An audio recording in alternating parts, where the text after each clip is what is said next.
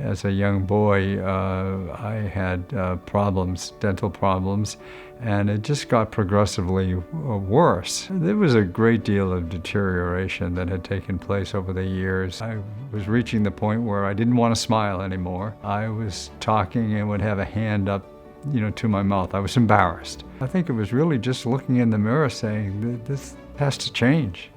This is not good. It's not healthy. And it certainly is holding me back. I do a lot of work where I have contact with people, and I was embarrassed.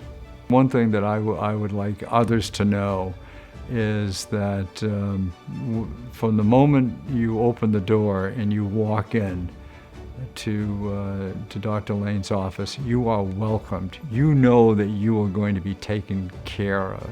They gave me various options of what could be done, and I totally put myself in his hands. I trusted him.